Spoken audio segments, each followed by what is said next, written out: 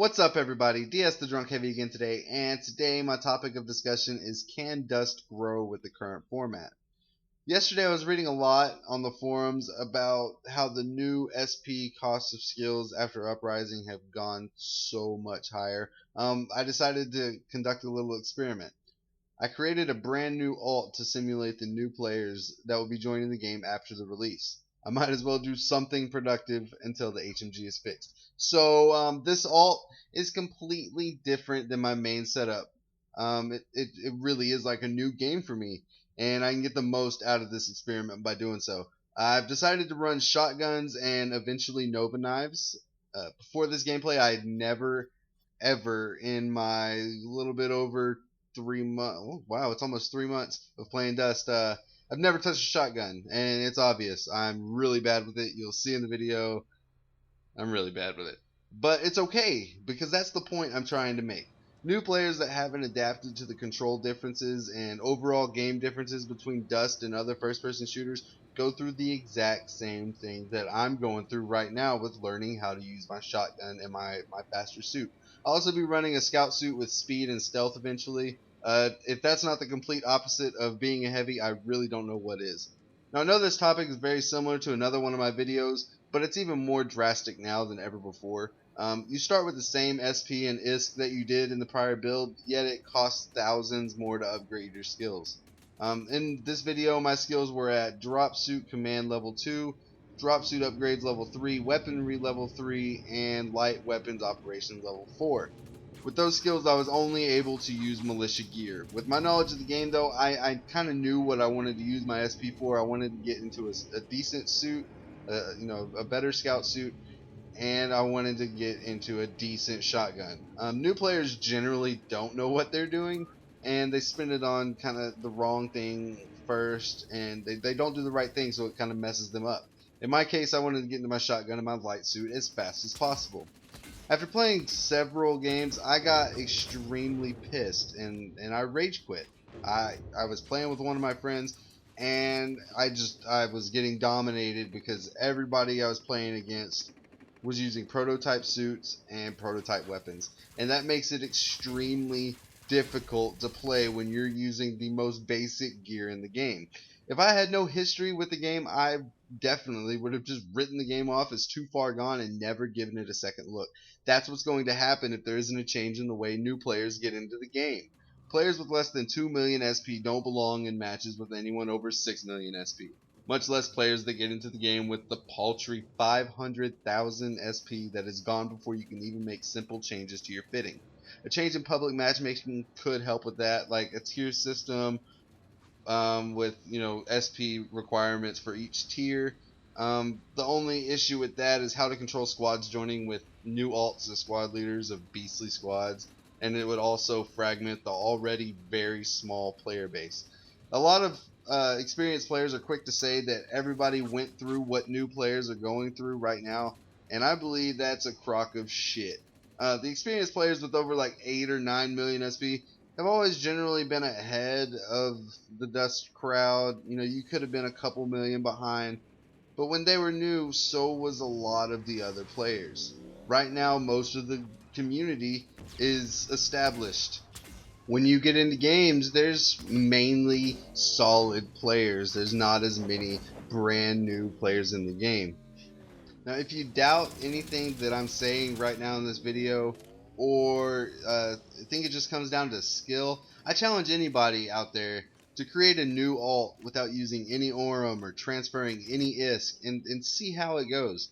You get into games against these solid players with Duval tactical ARs and other prototype weapons, and you just don't stand a chance. You can do decent some games, but it all depends on who your opponents are. Playing with the squad also helps, like I did in my video. I kind of messed that up, I guess, because usually brand new players don't have a full squad to go in with.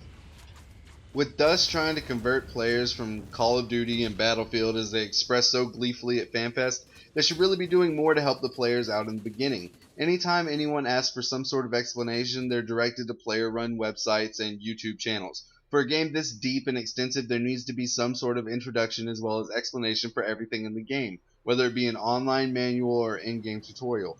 Also, starting out with 500,000 SP and 250,000 ISK is laughable to say the least. Skills cost much more than they did before Uprising, but there's no change. I understand CCP is trying to add life to the game, but there has to be an opportunity given for life to occur and be sustainable.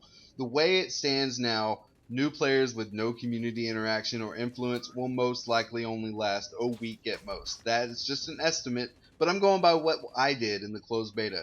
I knew no one, didn't know what to do, and got killed a ton. I left and didn't look back. That was during the closed beta, when I'm sure most players then didn't have near the gear they have now. It is so much worse now than it was back then. With the release coming up next week, I don't really expect much sustained growth. There will be an increase of players, but I don't see it lasting very long. New players will create their character, realize it sucks playing against people with over 20 times your SP, and then delete the game. As I said before, if I was a new player yesterday when I played my first few games, I would have laughed and just deleted the game. I expect that most of the new players that will be coming into Dust in the next few weeks will do just that. It's sad because this game is pretty awesome. I mean, it has great potential, but it isn't new player friendly to say the least. I understand that the EVE universe isn't new player friendly, but CCP needs to realize that first-person shooters and console games need to have some kind of new player-friendly element to them. Dust is kind of like a corporation. Big wigs are the experienced players, average Joes are the office workers, and new players are the interns. If the big wigs are constantly making life hell for these interns, the interns are just going to quit. Not to mention the SP and IS cost to be a tanker or pilot. Good lord. Being able to fit and be effective with legitimate tanks and dropships are higher than a lot of the established players can even afford, much less the new guys coming in. When the new guys come in, they'll die a lot, have to upgrade their suits to stay alive so they can actually make the ISK and SP, and that makes the wait for tanking and piloting even longer, if they even last that long. Now, this could cause the vehicle population to diminish greatly, and it's already begun with vehicles being less efficient than before Uprising. If this doesn't get fixed, this game is even closer to becoming Call of Dusty. One solution to this issue could be to have starting roles implemented. For example, if you want to be infantry, whenever you go into your character creation process, you'll start off with your skills pre-assigned in dropsuit command and weaponry, plus a limited inventory of base weapons, not including the starting SP. You can do whatever you want with. If you want to be a pilot, you start off with vehicle command and basic dropship skills, plus a limited inventory of base dropships to help you learn to fly, and some basic modules. If you want to be a tanker, you start off with vehicle command or whatever it's called, and basic tanking skills, plus a limited inventory of base tanks and basic modules. These three things would at least keep vehicles alive for new players, plus give more skills to new players to start off with, along with an increased starting SP and IS total. That is definitely necessary for this game to evolve. Overall, my experience with the alt has been frustrating to say the least. Playing against great players on an uneven battlefield magnifies the issue greatly. As I said before, try out a brand new alt if you'd like to see how tough it is for new players. Then you'll understand why dust growth should be CCP's biggest concern. To answer my original question, no, I don't believe the current build is conducive towards bringing in new players and keeping them. Vets are going to stay until they get bored, and a small minority of new players are going to stay around. Well, that's it for this video. Thanks for watching, everyone. If you have any questions, concerns, or comments, drop a comment in the comment section below. Like, subscribe, all that bullshit, and I'll see y'all around.